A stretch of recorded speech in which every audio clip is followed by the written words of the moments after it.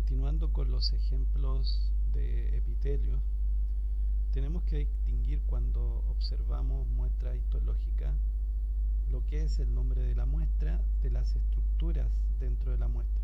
Por ejemplo, esta es un corte de riñón, ese es el nombre de la muestra.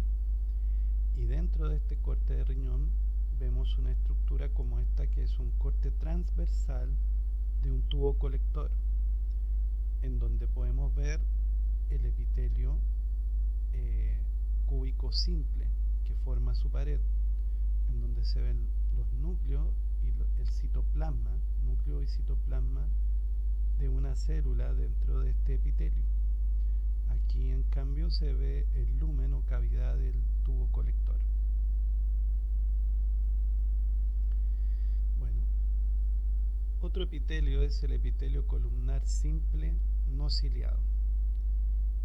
El epitelio columnar simple no ciliado muchas veces tiene microvellosidades, por lo tanto, si hablamos de epitelio columnar simple con microvellosidades, es lo mismo que dijéramos epitelio columnar simple con ribete en cepillo o chapa estriada.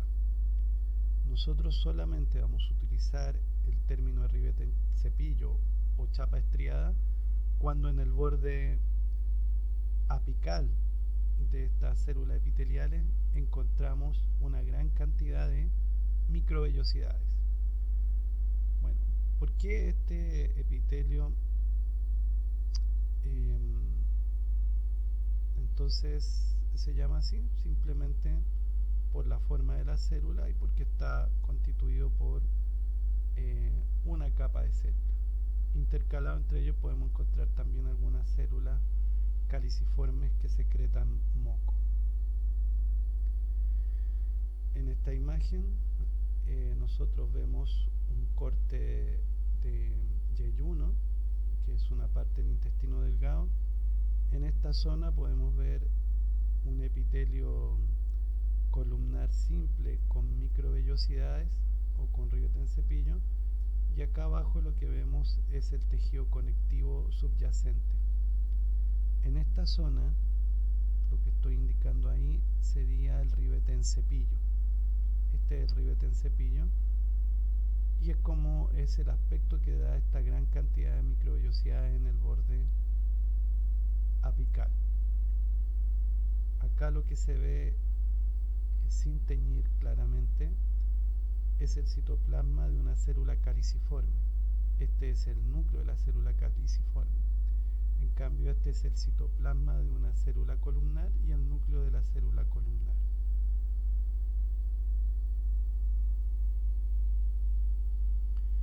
Bueno, otro epitelio que podemos tener es el epitelio columnar simple ciliado. Epitelio columnar simple ciliado. Entonces aquí se ven solamente células columnares y aquí en el borde luminal, en vez de microvellosidades, hay cilio, que son prolongaciones mucho más largas y además móviles. Un ejemplo de epitelio columnar simple ciliado es el epitelio oviductal. En este caso nosotros vemos aquí el epitelio columnar simple, y lo que vemos en el borde apical son los cilios. Noten que se ven una estructura alargada que forman una especie de penachos, bastante distinta a la imagen que veíamos cuando hablábamos de un ribete en cepillo. Acá abajo, en cambio, vemos el tejido conectivo, vemos fibras de colágeno y núcleos de células que podrían corresponder a fibroblastos y otras dentro del tejido conectivo. En este caso, los cilios de este oviducto permiten el transporte de gametos y de embriones en su interior, permiten el desplazamiento de estos. Bueno, el epitelio columnar pseudoestratificado ciliado, o también llamado epitelio pseudoestratificado cilíndrico ciliado, lo vemos representado acá. Entonces vamos a ver aquí que hay células que recorren completamente este epitelio, que son las células columnares, pero también vemos algunas células que le vamos a llamar basales, cuyo borde basal está en contacto con la lámina basal, pero el borde apical nunca llegó a la superficie. ¿Okay? Entonces, si observamos este epitelio, nos vamos a dar cuenta que los núcleos de las células que lo componen se disponen a distintas alturas, lo que le da el aspecto de que aparentemente estaría formado por varias capas de células. Acá vemos el citoplasma de una célula caliciforme y el núcleo de una célula caliciforme. Aquí está la membrana basal y aquí el tejido conectivo subyacente. Aquí vemos un corte de tráquea, una muestra de tráquea, y lo que se ve aquí es un epitelio, el epitelio respiratorio, que corresponde a un epitelio pseudoestratificado cilíndrico ciliado. Todo esto es el epitelio pseudoestratificado, y lo que se ve aquí en el borde apical serían los cilios. Acá abajo, en cambio, vemos el tejido conectivo subyacente. Por lo tanto, la membrana basal debería estar en esta región. Las células caliciformes aquí se ven más claras, correspondería a estas, del citoplasma de una célula caliciforme, que produce el moco.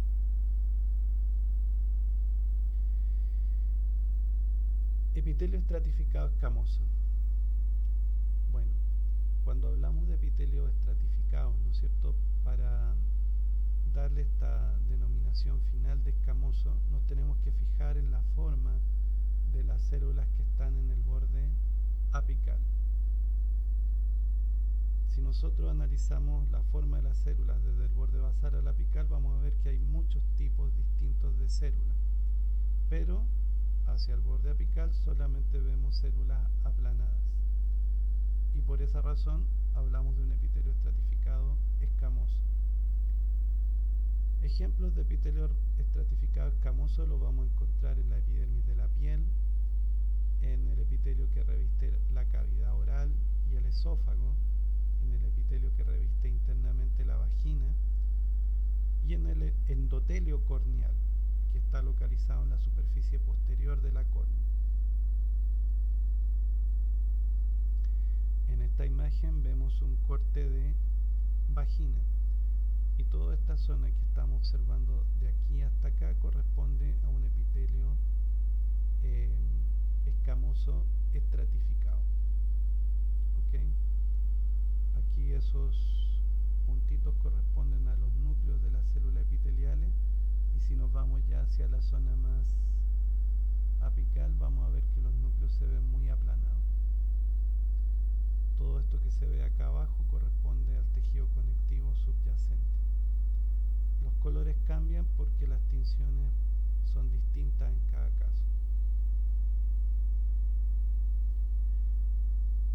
El epitelio estratificado ahora cuboidal. Ejemplos de estos epitelios los vamos a encontrar formando parte del conducto de las glándulas sudoríparas o en los grandes conductos de glándula exocrina. En el conducto de una glándula exocrina puede, dependiendo de la altura, puede haber distintas clases de epitelio. También vamos a encontrar este epitelio estratificado cuboidal en la unión anorrectal y en el epitelio de la conjuntiva. Aquí vemos una muestra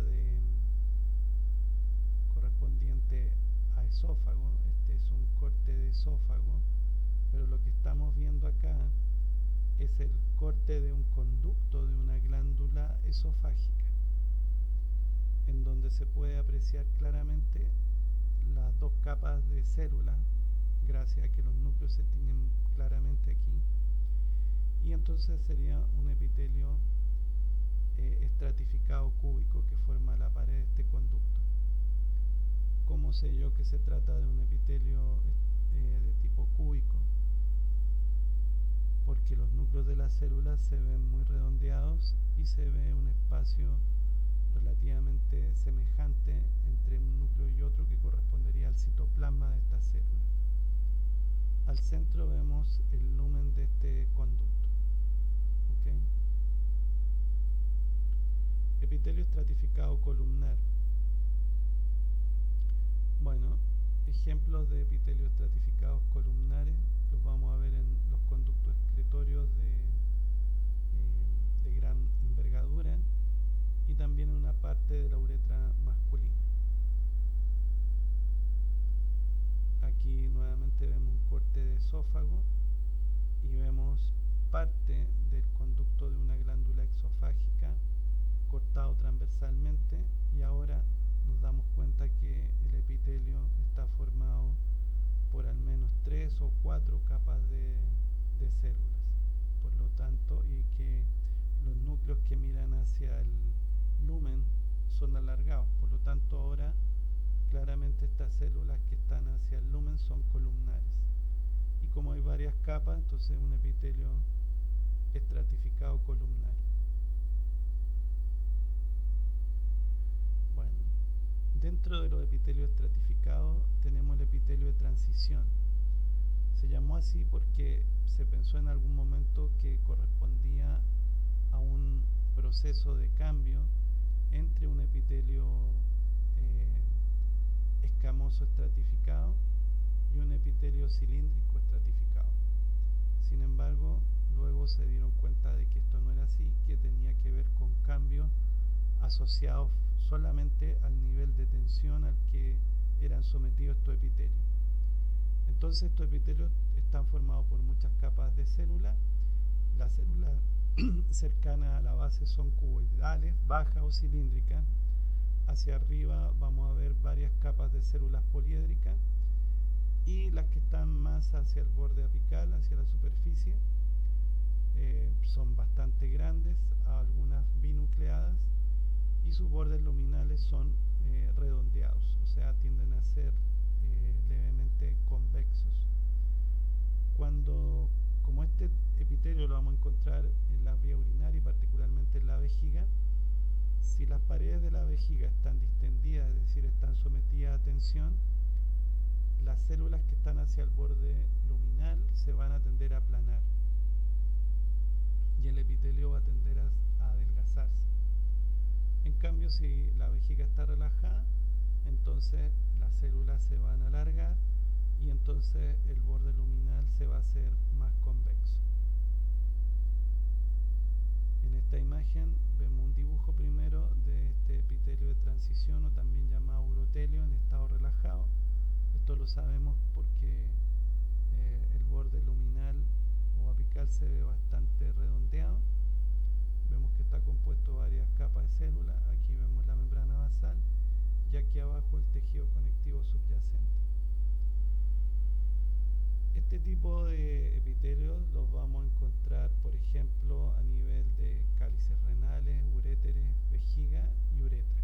Como ustedes ven, gran parte del epitelio que reviste conductos del tracto urinario, por eso se le llamó urotelio.